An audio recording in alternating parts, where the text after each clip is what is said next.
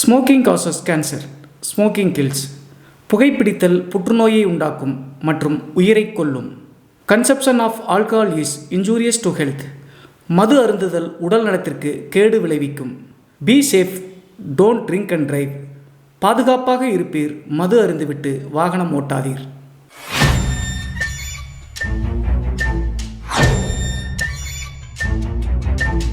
Hi everybody, நான் உங்கள் Siva. Welcome to our channel. இன்றைய காணொலியில் தமிழ்நாட்டினுடைய தலைநகரான சென்னையில் இருக்கக்கூடிய அம்பத்தூர் அப்படிங்கிற அந்த பகுதியில் நடந்த ஒரு அதிபயங்கர அமானுஷ திகில் சம்பவத்தை தாங்க முழுமையாக பார்க்க போகிறோம். இந்த சம்பவத்தில் சென்னை நங்கநல்லூரில் வசிக்கக்கூடிய ஒரு வாலிபர் ஒருத்தர் நைட்டு தொழிற்சாலையில் ஷிஃப்ட்டுக்கு போயிட்டு தன்னுடைய மிதிவண்டியில் திரும்பி வரும்போது நடந்த திகில் மற்றும் அமானுஷ நிகழ்வு தாங்க இந்த சம்பவம். இன்றைய காணொலியும் கொஞ்சம் கூட சுவாரஸ்யம் மற்றும் த்ரில்லிங் குறையாமல் நீங்கள் அப்படியே எதிர்பார்க்கலாங்க.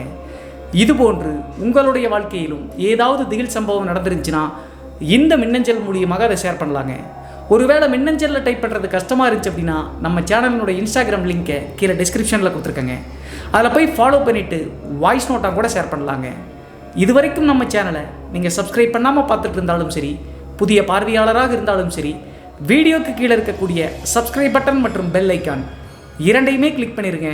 நம்ம ஷோக்குள்ளே போகலாம்.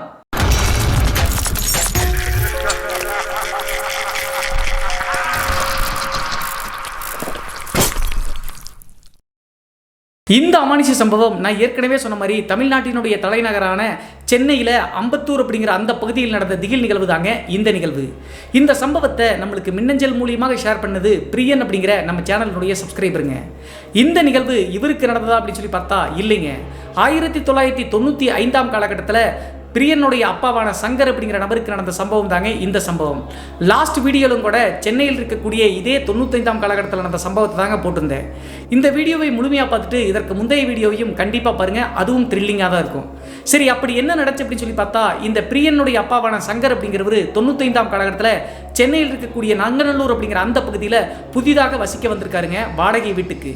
இவர் வாடகைக்கு வந்த அந்த ஏரியா புதுசு அப்படின்னே சொல்லலாங்க. இருந்தாலும் வாடகை ரொம்ப கம்மியாக கிடைச்ச காரணத்தினால இந்த பிரியனுடைய அப்பாவான சங்கர் அப்படிங்கிறவர் தன்னுடைய மனைவியோடு அங்கே வாழ ஆரம்பிச்சாருங்க. இவருக்கு தொழில் எது அப்படி சொல்லி பார்த்தா அம்பத்தூர் இருக்கக்கூடிய ஒரு தொழிற்சாலையில் தாங்க ஷிஃப்ட் பேஸில் வேலை செஞ்சுட்டு இருக்காரு. அந்த தொழிற்சாலையினுடைய ஷிஃப்ட்டை பற்றி சொல்லணும் அப்படின்னா காலையில் 6 மணி டு 3 மணி வரைக்கும் ஒரு ஷிஃப்ட்டுங்க. அதற்கடுத்து 3 மணி டு 11 மணி வரைக்கும் ஒரு ஷிஃப்ட்டுங்க. அதற்கடுத்து 11 மணி டு காலையில் 6 மணி வரைக்கும் இன்னொரு ஷிஃப்ட்டுங்க. இப்படி இருக்கக்கூடிய டைமில் இந்த சங்கர் அப்படிங்கிறவருக்கு மதியம் 3 மணிலிருந்து இரவு 11 மணி வரைக்கும் இருக்கும்ல ஷிஃப்ட்டு, அந்த ஷிஃப்ட்டை ஒரு வாரத்திற்கு கொடுத்துருக்காங்க.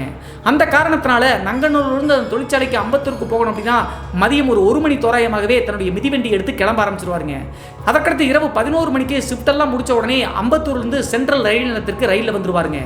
அதற்கடுத்து சென்ட்ரலிருந்து செயின்ட் தாமஸ் மவுண்ட் அப்படின்னு சொல்லிட்டு ஒரு ஸ்டாப்புக்கு வந்து ட்ரெயினில் வந்து இறங்கிடுவாருங்க. அந்த செயின்ட் தாமஸ் மவுண்ட் அப்படிங்கிற அந்த இடத்துல தான் தன்னுடைய மிதிவண்டியை நிறுத்தி வச்சுட்டு வந்து வழக்கங்க. அதற்கடுத்து செயின்ட் தாமஸ் மவுண்ட் ரயில் நிலையத்தில் இறங்கி தன்னுடைய மிதிவண்டி எடுத்துட்டு நங்கநல்லூரை நோக்கி வருவது வழக்கங்க. இதை தான் டெய்லி சங்கர் அப்படிங்கிறவர் தன்னுடைய வாடிக்கையாக செஞ்சுட்டு இருக்காருங்க. அதே மாதிரி ஒரு நாள் மதியம் 1 மணி தோராயமாக கிளம்பி அம்பத்தூர் இருக்கக்கூடிய அந்த தொழிற்சாலைக்கு ஷிஃப்ட்டுக்கு போயிட்டாருங்க. அதற்கடுத்து இரவு 11 மணி தோராயமாக அந்த அம்பத்தூர்லேருந்து சென்ட்ரலில் வந்து இறங்கி சென்ட்ரலிருந்து செயின்ட் தாமஸ் மவுண்ட்டுக்கு வந்து ரயில் நிலையத்தில் வந்து இறங்கிட்டாருங்க. அதற்கு பின்பு எப்போதும் போல தன்னுடைய மிதிவண்டி எடுத்துட்டு நங்கநல்லூரை நோக்கி வந்துட்டு இருக்காருங்க. அந்த டைம்ல நங்கநல்லூருக்கு வருவதற்கு இடையில ஒரு 1 கிலோமீட்டர் மதில் சுவர் மாதிரி ஒரு சுடுகாட்டினுடைய மதில் சுவர் இருக்குங்க. அந்த சுடுகாட்டு மதில் சுவரை தாண்டி தான் எப்போதுமே வர வேண்டிய கட்டாயங்க. இன்னொரு சுற்றுப்பாதை இருக்குங்க. ஆனால் அந்த வழியாக வந்தோம் அப்படின்னா கிட்டத்தட்ட 3 கிலோமீட்டர் 4 கிலோமீட்டர் எக்ஸ்டன் ஆகுங்க. அதை தவிர்ப்பதற்காக தான் டெய்லி இந்த குறுக்கு வழியாக இருக்கக்கூடிய அந்த சுடுகாட்டு மதில் சுவர் இருக்கக்கூடிய பகுதியை நோக்கி வருவாருங்க. அதே மாதிரி அன்றைய நாள் 12 மணி தோராயமாக ஆயிடுச்சுங்க. அந்த செயின்ட் தாமஸ் மவுண்ட்ல வந்து இறங்க மிதிவண்டி எடுத்துட்டு கிளம்பி வரும்போது அன்றைய நாள் பயங்கர கனமழை பெஞ்சிருக்குங்க. கனமழை பெஞ்சிட்டு இருந்த காரணத்தினால தண்ணி வந்து சென்னையில் சொல்லவே தேவையில்லை, தன்னுடைய பாதம் முழுகும் அளவுக்கு பயங்கரமாக தண்ணி நிரம்பிட்டு இருந்திருக்குங்க. இருந்தாலும் கஷ்டப்பட்டு தன்னுடைய வீட்டுக்கு வருவதற்காக மிதிவண்டியை அமுத்தி பிடிச்சி வந்துட்டு இருக்காருங்க. அப்போது அந்த சுடுகாட்டு மதில் சுவர் 1 கிலோமீட்டர் தூரம் இருக்குன்னு சொல்லல, அந்த சுடுகாட்டு மதில் சுவரனுடைய சென்ட்ரு பகுதியில் வந்த உடனே ஏதோ டக்குன்னு காலில் வந்து தட்டுப்பட்டுருக்குங்க. அதை உணர்ந்த பிரியனுடைய அப்பாவான சங்கர் அப்படிங்கிறவர் ஏதாவது கல்லா இருக்கு அப்படின்னு சொல்லிட்டு தன்னுடைய காலில் எட்டி உதச்சிருக்காருங்க. அப்படி எட்டி உதச்ச உடனே கொஞ்சம் தூரம் தள்ளி போய் அது விழுந்துருச்சுங்க. அதற்கு பின்பு தான் அது புரியுதுங்க, அது கல்லு கிடையாது, ஒரு மண்டையோடு அப்படி சொல்லிட்டு சுடுகாட்டில் இருக்கக்கூடிய ஏதோ ஒரு மண்டையோட நாய் மண்டையான கொண்டு வந்து கவ்வி இங்கே போட்டிருக்கும் அப்படி சொல்லிட்டு நினைச்சிட்டாருங்க. அது மட்டும் இல்லாமல் மழை அதிகமாக பெஞ்ச காரணத்தினால இப்படி மண்டையோடு உருண்டு வெள்ளத்தில் வந்திருக்கும் அப்படி சொல்லிட்டு நினச்சிட்டு அதை பெரிதுபடுத்தாமல் வீட்டுக்கு வந்து சேர்ந்துட்டாருங்க. அன்றைய நாள் வீட்டுக்கு வர்றதுக்கே நைட்டு 1 மணி 1:30 மணி ஆயிடுச்சுங்க. அதற்கடுத்து அடுத்த நாளும் மதியம் 1 மணி தோராயமாக தொழிற்சாலைக்கு போயிட்டு இரவு 12 மணி தோராயமாக அந்த செயின்ட் தாமஸ் மவுண்ட் இருக்கக்கூடிய இடத்திலிருந்து மிதிவண்டி எடுத்துட்டு எப்போதும் போல அந்த சுடுகாடு மதில் சுவர் இருக்கக்கூடிய அந்த தடத்தில் வந்துட்டு இருக்காருங்க. இரவு 12 மணி தோராயமாக தன்னுடைய மிதிவண்டியில் வந்துகிட்டே இருக்கும்போது முந்தைய நாள் இரவு அந்த எலும்பு கூட தட்டி விட்ட அந்த இடத்துல டக்குன்னு இவருக்கு ஒரு தப்பான உணர்வு தென்படுதுங்க. அது என்ன அப்படின்னு சொல்லி பார்த்தா, மிதிவண்டியை அமுத்தி பிடிச்சிட்டு வந்துட்டு இருக்கும்போது திடீர்னு மிதிவண்டி பயங்கர கனமா இருந்திருக்குங்க. யாரோ பின்னாடி ஏறி உட்கார்ந்த மாதிரி ஒரு உணர்வுங்க இந்த சங்கர் அப்படிங்கிறவருக்கு. அது மட்டும் இல்லாமல் மிதிவண்டியினுடைய கேரியரில் பின்னாடி ஏறி உட்காந்து தன்னுடைய முதுகை யாரோ பேலன்ஸ் பிடிக்கணும் இல்லையா, முதுக தொடர மாதிரி ஃபீல் ஆகிருக்குங்க. அப்போது அதை உணர்ந்த சங்கர் பயம் இருந்தாலும் கூட அது வெளிக்காட்டிக்காம நேராக நங்கநல்லூரை நோக்கி வந்துகிட்டே இருக்காருங்க. அந்த டைமில் நங்கநல்லூர் இருக்கக்கூடிய இவருடைய வீட்டு அந்த தெரு வரைக்கும் வந்துட்டாருங்க. அந்த தெருவினுடைய என்ட்ரன்ஸ் வந்த உடனே டக்குன்னு கனமாக இருந்த அந்த சைக்கிள் வந்து இலகுவாகுதுங்க. பின்னாடி உட்காந்துருந்த அந்த உருவம் வந்து விலகி போயிடுச்சாட்டுருக்குங்க. அதை உணர்ந்த பிறகு பயத்தோடு இந்த சங்கர் வேகமாக வீட்டுக்கு வந்து சைக்கிள் நிப்பாட்டிட்டு உள்ளே போயிட்டு சாமி ரூமில் போய் திருநீரை வச்சுட்டு படுத்து தூங்கிட்டாருங்க. காலையில் எந்திரிச்சு பார்க்கும்போது சங்கருக்கு பயங்கர காய்ச்சலுங்க. அவங்களுடைய மனைவி வந்து என்ன ஆச்சுங்க அப்படின்னு சொல்லி கேட்கும்போது எந்தவித பதிலும் சொல்லிங்க, சொன்னா பயந்துருவாங்க அப்படின்னு சொல்லிட்டு. அதற்கடுத்து 2-3 நாட்கள் தொழிற்சாலைக்கு வேலைக்கே போக முடியலைங்க. காய்ச்சல்லையே அவதிப்பட்ட சங்கர் 2-3 நாள் கழிச்சு தான் நார்மலானாருங்க. சரி, மறுபடியும் தொழிற்சாலைக்கு போகலாம் அப்படின்னு சொல்லிட்டு, ஏன்னா பொருளாதாரத்தில் அந்த வேலைக்கு போனால் தான் கொஞ்சம் மேலோங்கி வர முடியும். அந்த காரணத்தினால எப்போதும் போல 50 இருக்கக்கூடிய தொழிற்சாலைக்கு வேலைக்கு போகிறாருங்க. வேலைக்கு போனால் அன்றைய நாள் இரவும் ஷிஃப்ட் முடிச்சுட்டு 12 மணி தோராயமாக எப்போதும் போல அந்த செயின்ட் தாமஸ்லேருந்து ரயிலில் இறங்கி மிதிவண்டி எடுத்துட்டு நங்கநல்லூர் இணைக்கு வந்துட்டு இருக்காருங்க. 2-3 நாட்களுக்கு முன்னாடி முதல் முறை நடந்த காரணத்தினால அதை பெருசாக எடுத்துக்கலீங்க. இனிமேலும் இது நடக்காது அப்படின்னு சொல்லிட்டு தைரியத்தை வரவழைச்சு தான் அந்த சுடுகாடு இருக்கக்கூடிய மதில் சுவர் சைடில் வந்துட்டு இருக்காருங்க மிதிவண்டியில். 3 நாளைக்கு முன்னாடி எந்த இடத்துல அந்த சைக்கிள் கனமாக தென்பட்டுச்சோ அதே இடத்துல மறுபடியும் வந்து பார்த்தீங்கன்னா யாரோ ஏறி உட்கார மாதிரி கனமான ஃபீல் வருதுங்க. அப்போதுதான் இந்த சங்கருக்கு புரிஞ்சிருக்குங்க, ஏதோ ஒரு தப்பு நடக்குது அப்படின்னு சொல்லிட்டு புரிஞ்சுக்கிட்ட சங்கர் வந்து வேர்த்து விறுவிறுத்து பயம் இருந்தாலும் கூட மறுபடியும் எப்படியாவது வீட்டுக்கு போய் சேர்ந்துடணும் அப்படின்னு சொல்லிட்டு மனசுக்குள்ள தெய்வத்தை நினைச்சிட்டு நங்கநல்லூர் கூடிய அவர்களுடைய வீட்டினுடைய தெருவுக்கு வந்துட்டாருங்க. அந்த தெருவினுடைய என்ட்ரன்ஸ்க்கு வந்த உடனே எப்போதும் போல அந்த சைக்கிளினுடைய கனம் குறையுதுங்க. அப்போதான் சைக்கிள் நிறுத்திட்டு பின்னாடி தைரியத்தை வரவழைச்சு திரும்பி பார்க்குறாருங்க. திரும்பி பார்க்கும்போது சைக்கிளுடைய பின்சீட் இருந்து ஒரு பெண்மணிங்க. அந்த பெண்ணை பார்க்கும்போது ஒரு 18-19 வயசு தாங்க இருக்கும். அந்த பெண் வந்து பார்த்தீங்கன்னா சைக்கிளுக்கு பின்னாடி இறங்கி நன்றி அப்படின்னு சொல்லிட்டு ஒரு வார்த்தை நல்லா அமானுஷ்ய குரலில் கேட்குற மாதிரி சொல்லுதுங்க. அந்த குரலை கேட்ட உடனே நடுநடுங்கி போயிட்டாருங்க. சைடில் திரும்பி பார்க்கும்போது அந்த உருவம் அங்கிருந்து இவங்க இருக்கக்கூடிய அந்த தெருவினுடைய கடைசி வீடு ஒன்று இருக்குங்க. அந்த வீட்டை நோக்கி சல்லுன்னு போயிட்டு அந்த வீட்டுக்குள்ளே நுழைஞ்சிருச்சுங்க. இதை தத்ரூபமாக கொஞ்ச நேரம் ஸ்டன்னாகி நின்று சங்கர் பார்த்துட்டு மிரண்டு போய் வீட்டுக்குள்ளே ஓடி வந்துட்டாருங்க. வீட்டுக்குள்ளே ஓடி வந்து அன்றைய நாள் தான் தன்னுடைய மனைவி கிட்ட 2-3 நாட்கள் நடந்த விஷயங்கள் அனைத்தையும் சொல்லியிருக்காருங்க. அப்போது அவங்களுடைய மனைவி பயந்து போய் இனிமேல் வந்து சுற்றி வந்தாலும் பரவாயில்ல 3 கிலோமீட்டர் அந்த சுடுகாட்டு வழியாக வராதிங்க அப்படின்னு சொல்லிட்டு சொல்லியிருக்காங்க. அதே நேரத்தில் சங்கரும் வந்து டிசைட் பண்ணிட்டாருங்க, இனிமேல் இந்த வழியாக வரக்கூடாது, நம்ம 3 கிலோமீட்டர் சுற்றியே வரலாம் அப்படின்னு சொல்லிட்டு முடிவெடுத்து அடுத்த நாள் வந்து பார்த்தீங்கன்னா தொழிற்சாலைக்கு போயிட்டு இரவு 12 மணி தோராயமாக சுற்றி 3 கிலோமீட்டர் சுற்றி வரக்கூடிய வழித்தடத்தில் வந்து மிதிவண்டி எடுத்துட்டு வீட்டுக்கு வந்து சேர்றாருங்க. 3 கிலோமீட்டர் சுற்றி வந்த காரணத்தினால அன்றைய இரவு 1:30 மணி ஆயிடுச்சுங்க ஷிஃப்ட் முடிச்சு வர்றதுக்கு. 1:30 மணி தோராயமாக கரெக்டாக இவனுடைய வீட்டினுடைய என்ட்ரன்ஸ் நெருங்கி வரும்போது திடீர்னு அப்போது ஒரு அதிர்ச்சி காட்சிங்க. என்ன ஆச்சு அப்படின்னு சொல்லி பார்த்தா, இவருடைய வீட்டுக்கு பக்கத்து வீட்டில் ஒரு நபர் வந்து பார்த்தீங்கன்னா கீழே விழுந்து கிடக்கிற மாதிரி கிடக்கிறாருங்க. தூரத்துலேருந்தே பார்த்துட்டு வந்த இந்த சங்கர் அப்படிங்கிறவர் என்ன நினச்சிக்கிறாரு அப்படின்னா, யாராவது குடிகாரங்களாக இருப்பாங்க, குடிச்சிட்டு வந்து போதையில் இப்படி விழுந்து கிடக்கிறாங்க அப்படின்னு சொல்லிட்டு நினச்சிட்டாருங்க. நான் ஏற்கனவே சொன்ன மாதிரி இது புது ஏரியாங்க, இன்னும் யாரும் பழக்கம் கிடையாது. அது மட்டும் இல்லாமல் சங்கருக்கு வந்து மது பழக்கம் கிடையாதுங்க. குடிக்கிறவங்கள சுத்தமாகவே பிடிக்காதுங்க. அதனால் தெருவில் மயங்கி விழுந்து கிடந்தாலும் கூட அதை பெரிதுபடுத்தாமல் நேராக சைக்கிளை கொண்டு வந்து உள்ளே விட்டு போய் படுத்து தூங்கலாம்னு சொல்லிட்டு தூங்குறாருங்க. ஒரு அரை மணி நேரம் 1 மணி நேரம் கழிச்சு பக்கத்து வீட்டுக்காரங்க ஒருத்தங்க அவசரமாக வந்து சங்கருடைய வீட்டு கதவை தட்டுறாங்க. வீட்டு கதவை தட்டின உடனே என்னாச்சு அப்படின்னு சொல்லி கேட்குறாங்க. நம்மளுடைய 2 பேர்த்தோடைய வீட்டு வாசப்படிக்கு முன்னாடி விழுந்து கிடக்கிறது வந்து சுப்பிரமணி அப்படிங்கிற நபர். அவர் வந்து தண்ணியெல்லாம் அடிக்கல, அவர் ஏதோ பிரச்சனையினால தான் மயங்கி விழுந்துட்டாருக்கு அப்படின்னு சொல்லிட்டு அவரை கைத்தாங்களா பிடிச்சி தூக்க சொல்றாருங்க சங்கரை. அதற்கடுத்து பக்கத்து வீட்டுக்காரரும் சங்கரும் வந்து கைத்தாங்களா பிடிச்சி தூக்கி சங்கரனுடைய வீட்டு திணையிலேயே உட்கார வைக்கிறாங்க அந்த நபரை. அப்போதும் அந்த நபர் மயக்கம் போட்டு தாங்க விழுந்து கிடக்கிறாரு. அந்த டைம்ல இந்த பக்கத்து வீட்டுக்காரர் இவர் இங்கேயே சாஞ்சு பாதுகாப்பாக வச்சிருங்க, தெருவினுடைய என்ட்ரன்ஸ்ல தான் இந்த சுப்பிரமணி தங்கியிருக்காரு, அவங்களுடைய வீட்டுக்காரமாவையும் உறவினர்களையும் கூட்டு வர அப்படின்னு சொல்லிட்டு அந்த பக்கத்து வீட்டுக்காரர் ஓடுறாருங்க. அதற்கடுத்து அந்த தெருவினுடைய கடைசி வீட்டில் போயிட்டு அங்கே இருக்கக்கூடிய நபர்களை எல்லாத்தையும் கூட்டிட்டு இங்கே வர்றாங்க. இந்த சுப்பிரமணி அப்படிங்கிறவர் அந்த தெருவினுடைய கடைசி வீட்டில் தாங்க தங்கியிருக்காரு. ஒரு குறிப்பிடப்பட வேண்டிய விஷயம் என்ன அப்படின்னு சொல்லி பார்த்தா, 2வது முறை ஒரு உருவம் வந்து மிதிவண்டியில் வரும்போது கடைசியாக நன்றி அப்படின்னு சொல்லிட்டு ஒரு கன்னி பெண்ணுடைய ஆன்மா இறங்கி போச்சுல்ல, இந்த சுப்பிரமணி மயங்கி விழுந்து கிடக்கூடிய இவர் தங்கியிருக்கக்கூடிய அந்த வீட்டுக்குள்ள தாங்க அந்த பெண்மணியினுடைய ஆன்மா உள்ள போச்சு. ஸோ அதே வீட்டை சேர்ந்த நபர் தான் இப்போது இங்கே மயக்கம் போட்டு விழுந்து தன்னுடைய வீட்டு திணையில வச்சிருக்காங்க. அதற்கடுத்து சுப்பிரமணியனுடைய குடும்பத்தார் அந்த தெருவினுடைய கடைசியில் இருக்கக்கூடிய வீட்டிலிருந்து ஓடி வந்து என்னாச்சு அப்படின்னு சொல்லிட்டு தண்ணியை தெளிச்சு சுப்பிரமணியை எழுப்புறாங்க. சுப்பிரமணி எழுந்த உடனே இந்த சங்கர் அப்படிங்கிறவர் கேள்வி கேட்கிறாருங்க. நீங்க தண்ணி போட்டு படுத்திருக்கீங்கன்னு நினைச்சு விட்டுட்டேன். நாங்க இந்த ஏரியாவுக்கு புதுசு அப்படிங்கிற காரணத்தினால தான் நான் எழுப்பல. அது மட்டும் இல்லாம குடிக்கிறவங்களை பார்த்தா எனக்கு பிடிக்காது அப்படின்னு சொல்லிட்டு சொல்றாருங்க. அப்போது சுப்பிரமணி என்ன சொல்றாரு அப்படின்னா, ஒண்ணும் இல்லைங்க, பசி மயக்கம் இருந்துச்சு, மதியம் சாப்பிடல, அதனால தான் மயக்கம் போட்டு விழுந்துட்டு அப்படி சொல்லி சொல்றாருங்க. ஆனா சுப்பிரமணி ஏதோ மறைக்கிறத சங்கர் நல்லாவே புரிஞ்சுக்கிட்டாருங்க. சுப்பிரமணி மறைப்பதற்கான காரணம் என்ன அப்படின்னு சொல்லி பார்த்தா, அவங்களுடைய குடும்பத்தார் எல்லாருமே இருக்காங்க. அது மட்டும் இல்லாம சுப்பிரமணிக்கு வயதுக்கு வந்த ஒரு பெண்ணும் இருக்காங்க. அவங்களும் பக்கத்தில் இருக்கக்கூடிய காரணத்தினால தான் சொன்னா பயந்துருவாங்க அப்படின்னு சொல்லிட்டு சுப்பிரமணி சாப்பிடாம மயக்கம் போட்டு விழுந்துட்டு அப்படின்னு சொல்லிட்டு சொல்லி சமாளிச்சிருக்காருங்க. ஆனா சங்கருக்கு அப்போதாங்க டவுட்டே வந்திருக்கு. நம்ம பார்த்த மாதிரி அந்த பெண்ணினுடைய ஆன்மாவை இவரும் பார்த்திருப்பாரோ அப்படின்னு சொல்லிட்டு. அதற்கு முக்கிய காரணம் நான் ஏற்கனவே சொன்ன மாதிரி சங்கர் வந்து 2-3 முறை அந்த மிதிவண்டியில் வரும்போது அந்த கன்னி பெண்ணுடைய ஆன்மா அந்த தெருமுனையிலிருந்து இறங்கி நேரா இப்போது சுப்பிரமணி வச்சுட்டு இருக்கக்கூடிய அந்த தெருவினுடைய கடைசி வீட்டில் தாங்க உள்ள பூந்துச்சு. ஸோ அப்படி பார்க்கும்போது இவங்க வசிக்கக்கூடிய இடமும் அந்த ஆன்மா உள்ள போன இடமும் ஒரே இடமா இருக்கு. ஒருவேளை அந்த கன்னி பெண்ணுடைய ஆன்மாவும் சுப்பிரமணியம் பார்த்திருப்பாரோ அப்படின்னு சொல்லிட்டு சங்கருக்கு சந்தேகம் வருதுங்க. அதை உறுதிப்படுத்தும் வகையில் அடுத்த நாள் சுப்பிரமணியனுடைய மகள் ஒருத்தர் இருக்காங்கன்னு சொன்னல, காலையில நேரத்திலேயே சங்கரனுடைய வீட்டுக்கு வந்திருக்காங்க. வந்த உடனே அப்பா எப்படி இருக்காருமா அப்படின்னு சொல்லி கேட்டிருக்காங்க. அப்போது நீங்க என்ன பார்த்தீங்க, அப்பா எப்படி மயக்கம் போட்டு விழுந்தார் அப்படின்னு சொல்லிட்டு இந்த சங்கர்கிட்ட கேட்டிருக்காங்க. சங்கர் நடந்த நிகழ்வுகள் அனைத்தையும் சொல்லியிருக்காருங்க. நான் தொழிற்சாலைக்கு வேலைக்கு போயிட்டு திரும்பி வந்துட்டு இருந்தேம்மா, குப்புறக்கு விழுந்து கிடந்தாரு, வெள்ளை சட்டையும் வேஷ்டையும் போட்டுட்டு, குடிச்சுட்டா விழுந்து கிடக்கிறாரு அப்படின்னு சொல்லிட்டு நான் விட்டுட்டேமா அப்படின்னு சொல்லி சொல்றாங்க. அப்போதுதான் சுப்பிரமணியனுடைய மகள் என் அப்பாவுக்கு குடிப்பழக்கமே கிடையாது அப்படின்னு சொல்றாங்க. சரி, இப்போ எதுக்குமா வந்திருக்கு அப்படின்னு சொல்லி கேட்கும்போது அப்பாவுக்கு பயங்கர காய்ச்சல் இருக்கு, அது மட்டும் இல்லாம பயந்த மேனிக்கு அவருடைய முகப்பாவனை இருக்கு, அதனால தான் உங்ககிட்ட கேட்டேன் ஏதாவது நடந்துச்சு அப்படின்னு சொல்லிட்டு அந்த பெண் கேட்குறாங்க. ஒருவேளை நீங்க வச்சிட்டு இருக்கக்கூடிய வீட்டுக்குள்ளதான் அந்த கன்னி பெண்ணுடைய ஆன்மா உள்ள போனதை நான் பார்த்தேன்னு சொன்னா இந்த கண்டிப்பா வயதுக்கு வந்த பெண் பயந்துருவாங்க அப்படின்னு சொல்லிட்டு சங்கரும் சொல்ல மறுத்துட்டாருங்க, சமாளிச்சிட்டாரு. ஆனால் கிட்டத்தட்ட அரை மணி நேரம் 1 மணி நேரம் கழிச்சு இந்த சங்கர் அப்படிங்கிறவரு பக்கத்து வீட்டுக்காரரை கூப்பிட்டுருக்காருங்க. நேற்று நைட் அவர் தானே வந்து பார்த்தீங்கன்னா கீழே விழுந்து ஒரு 2 பேரும் சேர்த்தானே திண்ணையில் படுக்க வச்சாங்க. அவரை கூப்பிட்ட உடனே என்னாச்சு அப்படின்னு சொல்லிட்டு அந்த பக்கத்து வீட்டுக்காரர் கேட்குறாருங்க. அப்போது 3 நாட்களும் இவருக்கு நடந்த அந்த அமானுஷ்ய விஷயங்களை அப்படியே சொல்லியிருக்காருங்க.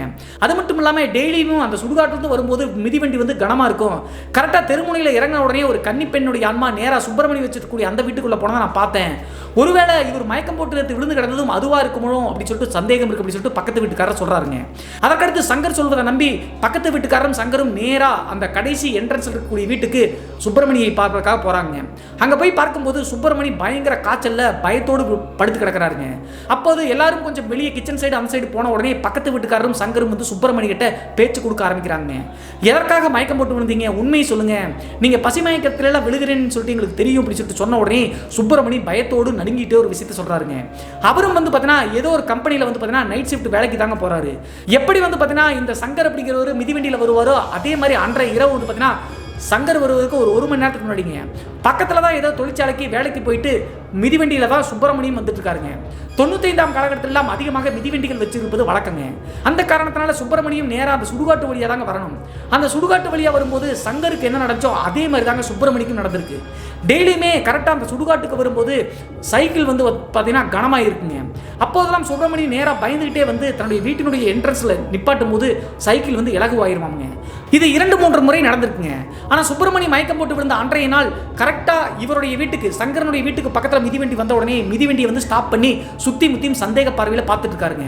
அப்போது சங்கருக்கு நடந்த மாதிரியே அவருடைய மிதிவண்டியிலிருந்து ஒரு கன்னி பெண் இறங்கி நன்றி அப்படின்னு சொல்லிட்டு சங்கருக்கு சொன்ன மாதிரியே சுப்பிரமணிக்கு சொல்லிட்டு நேராக சுப்பிரமணி வச்சுக்கக்கூடிய வீட்டுக்கே போயிருக்குங்க. தூரத்திலிருந்து தன்னுடைய வீட்டுக்குள்ள ஒரு கன்னி பெண்ணுடைய ஆன்மா போறதை பார்த்துட்டு மிரண்டு போய் சுப்பிரமணி மயக்கம் போட்டு விழுந்திருக்காருங்க. அரை மணி நேரம் கழிச்சு தான் இந்த சங்கர் அப்படிங்கிறவர் வந்து பார்த்துட்டு குடிச்சிட்டு வந்து விழுந்து கிடக்கிறாரு அப்படின்னு சொல்லிட்டு இதை பெரிதுபடுத்தாம விட்டு அதற்கடுத்த எல்லா விஷயங்களும் நடந்துச்சுங்க.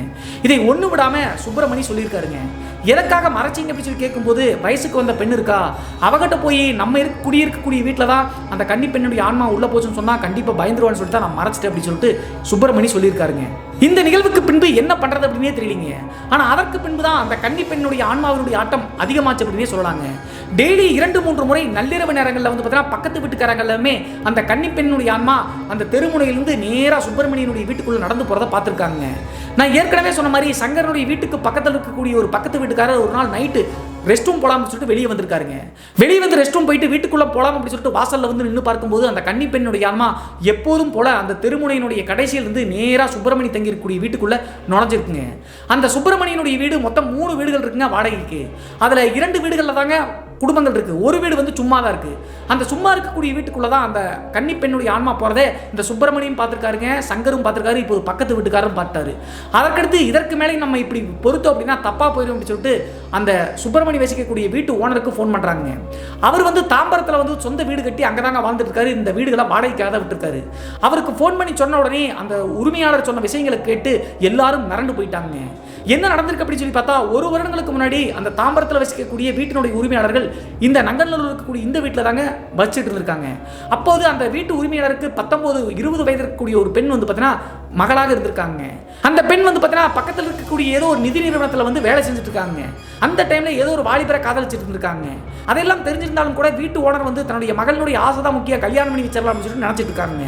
ஆனால் போக போக தாங்க தெரியுது இந்த பெண் தேர்ந்தெடுத்த வாலிபர் வந்து தவறானவர் அப்படின்னு சொல்லிட்டு.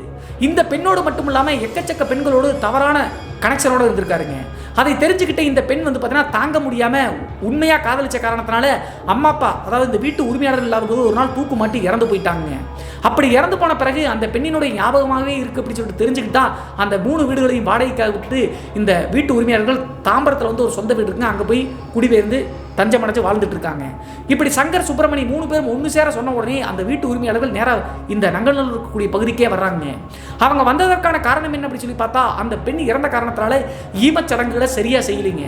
அதனால் அந்த ஆன்மாவுக்கு முக்தி கிடைக்காம டெய்லியுமே தான் வாழ்ந்த வீட்டுக்கு வந்துட்டு போயிட்டு இருக்குது அப்படின்னு சொல்லிட்டு ஒரு ஜோசியர் மூலியமாக தெரிஞ்சுக்கிட்டு, இவங்க 3 பேரும் சொன்ன காரணத்தினால ஜோசியர் மூலியமாக தெரிஞ்சுக்கிட்டு அங்கே வர்றாங்க. அப்படி வந்த பிறகு எப்படி பார்த்தீங்க, என்ன நடந்துச்சு அப்படின்னு சொல்லிட்டு அந்த ஹவுஸ் ஓனரும் ஃபுல்லாக கேட்குறாங்க. இந்த சங்கர் மற்றும் சுப்பிரமணி சொன்ன உடனே அழுது புலம்பிருக்காங்க அந்த ஹவுஸ் ஓனர். என்ன காரணம் அப்படின்னா, இறந்து போன அந்த பெண்ணை வந்து பார்த்தீங்கன்னா இவங்க வரக்கூடிய வெளித்தரத்தில் 1 கிலோமீட்டர் சுடுகாட்டு மதில் சுவர் இருக்குல்ல, அந்த சுடுகாட்டில் தான் எடுத்து போய் அந்த கன்னி பெண்ணை புதைச்சிருக்காங்க கடைசியாக இறந்த பிறகு. ஸோ அந்த காரணத்தால் தான் அந்த சுடுகாட்டு வழியாக இந்த தெருவுக்கு யாரெல்லாம் மிதிவண்டியில் நைட் நேரத்தில் வர்றாங்களோ அப்போதெல்லாம் அந்த கன்னி பெண்ணுடைய ஆன்மா மிதிவண்டியில் ஏறிட்டு நேராக உயிரோடு இருக்கும்போது எந்த வீட்டில் தங்கியிருந்தாங்களோ அந்த வீட்டுக்கு போயிட்டு வருவதை வழக்கமாக வச்சுருக்குங்க. இதெல்லாம் வாய் விட்டு ஒன்று விடாமல் அந்த வீட்டு உரிமையாளர் சொல்லிட்டாருங்க. அதற்கடுத்து கூட வந்த ஜோசியர் வந்து பார்த்தீங்கன்னா அந்த கன்னிப்பெண்ணுடைய ஆன்மா ஏதாவது உங்களை தொந்தரவு பண்ணுதா அப்படின்னு சொல்லி கேட்கும்போது சங்கர், சுப்பிரமணி அப்புறம் இந்த பக்கத்து வீட்டுக்காரர் 3 பேரும் என்ன சொல்கிறாங்க அப்படின்னா, நாங்கள் கண்ணெதிர்க்க பார்த்தாலும் எங்களை எந்த தொந்தரவும் பண்ணல, அது பாட்டு வீதியில் வந்துட்டு அந்த வீட்டுக்குள்ளே தஞ்சம் அடைச்சிட்டு போகிறத மட்டும்தான் நாங்கள் பார்த்தோம், யாரையும் எந்த தொந்தரவும் பண்ணல, யாரையும் மிரட்டல அப்படின்னு சொல்லியிருக்காங்க. அப்போது தான் புரிஞ்சிருக்குங்க அந்த கன்னிப்பெண் யாரையும் தொந்தரவு பண்ண வரல அப்படின்னு சொல்லிட்டு. முத்தி அடையாமல் இருந்த காரணத்தினால தான் மேலோகத்துக்கு போக முடியாமல் இங்கேயே சுற்றி சுற்றி வந்துட்டு இருக்கு அப்படின்னு சொல்லிட்டு புரிஞ்சுக்கிட்டு அந்த முத்தி அடைவதற்கான பூஜை புனஸ்காரங்களை அந்த ஜோசியர் மூலியமாக பெண்ணினுடைய அம்மா அப்பா, அதாவது அந்த வீட்டினுடைய உரிமையாளர்கள் செஞ்சு முடிக்கிறாங்க. அப்படி பூஜையெல்லாம் பண்ணி அந்த கன்னிப்பெண்ணுடைய ஆன்மாவுக்கு முத்தி கொடுத்துட்டாங்க. முத்தி கொடுத்துருந்தாலும் கூட அந்த வீட்டில் வாழ்ந்த சுப்பிரமணியனுடைய குடும்பம் இதற்கு மேலே நாங்கள் இருக்க மாட்டோம் அப்படின்னு சொல்லிட்டு பயந்து போய் வேறொரு ஏரியாவுக்கு குடிபெயர்ந்து போயிட்டாங்க. ஆனால் சங்கர் மற்றும் அந்த பக்கத்து வீட்டுக்காரங்க ஒரு 10 வீடுகள் தள்ளி இந்த சைடு தனியாக தாங்க இருக்காங்க. அதனால் பயப்படாமல் அந்த வீட்டில் தாங்க இருந்தாங்க. ஆனால் இந்த பூஜைகள்லாம் பண்ணி அந்த பெண்ணினுடைய ஆன்மாவுக்கு முத்தி கொடுத்த பின்னாடி இந்த சங்கர் அப்படிங்கிறவர் டெய்லியுமே நைட் ஷிஃப்ட் முடிச்ச பின்னாடி அந்த சுடுகாட்டு மதில் சோறு வழியாக தாங்க வருவாராமா. ஆனால் எப்போதும் நடக்கிற மாதிரி அந்த மிதிவண்டி கனமாக இருக்கிறதோ அல்லது வீட்டுக்கு வந்து அந்த கன்னிப்பெண்ணுடைய ஆன்மா போவதோ அல்லது நன்றின்னு சொல்லிட்டு போவதோ எந்த விஷயங்களும் செயல்படலீங்க. அதற்கடுத்து அந்த சங்கர் மற்றும் அந்த ஏரியாக்காரங்களுக்கு புரிஞ்சிச்சுங்க அந்த கன்னிப்பெண்ணுடைய ஆன்மா முத்தி அடைஞ்சு போயிடுச்சு, இனிமேல் யாருக்கும் தட்டுப்படாத அப்படி சொல்லிட்டு. அதற்கு பின்பு தான் இந்த சங்கர் மற்றும் அந்த ஏரியாக்காரங்க எல்லாமே நிம்மதி பெருமூச்சு விட்டு நைட்டெல்லாம் நடமாட்டம் அதிகப்படுத்தினாங்க. எந்த வித பிரச்சனையும் இல்லாமல் வேலைக்கு போயிட்டு வந்துட்டு இருந்தாங்க. இந்த சம்பவம் 1995 காலகட்டத்தில் என்னுடைய அப்பாவுக்கு நடந்துச்சு பிரதர் அப்படின்னு சொல்லிட்டு நம்ம சேனலுடைய சப்ஸ்கிரைபராக இருக்கக்கூடிய பிரியன் அப்படிங்கிறவரு சொல்லி முடிச்சாருங்க. நான் ஏற்கனவே சொன்ன மாதிரி இதற்கு முந்தைய வீடியோவும் சென்னை தலைநகரை சேர்ந்த புரசைவாக்கம் அப்படிங்கிற பகுதியில் ஒரு 3 வாலிபர்களுக்கு நடந்த நிகழ்வு தாங்க. அந்த சம்பவம் கண்டிப்பாக த்ரில்லிங்காக தான் இருக்கும். இதற்கு முந்தைய எபிசோட கண்டிப்பாக பாருங்கள், விறுவிறுப்பாக இருக்கும். இன்றைய காணொலி பற்றிய உங்களுடைய கருத்து என்ன அப்படின்னு சொல்லிட்டு மறக்காமல் கமெண்ட் பாக்ஸில் கமெண்ட் பண்ணுங்க. இதுபோன்று உங்களுடைய வாழ்க்கையிலும் ஏதாவது திகில் சம்பவம் நடந்துருச்சுன்னா இந்த மின்னஞ்சல் மூலியமாக அதை ஷேர் பண்ணலாங்க. ஒருவேளை மின்னஞ்சலில் டைப் பண்ணுறது கஷ்டமாக இருந்துச்சு அப்படின்னா நம்ம சேனலுடைய இன்ஸ்டாகிராம் லிங்கை கீழே டிஸ்கிரிப்ஷனில் கொடுத்துருக்கேங்க. அதில் போய் ஃபாலோ பண்ணிவிட்டு வாய்ஸ் நோட்டாக கூட ஷேர் பண்ணலாங்க. மீண்டும் ஒரு த்ரில்லிங்கான அமானுஷ் எபிசோடுடன் உங்களை சந்திக்கும் வரை நான் உங்கள் சிவா.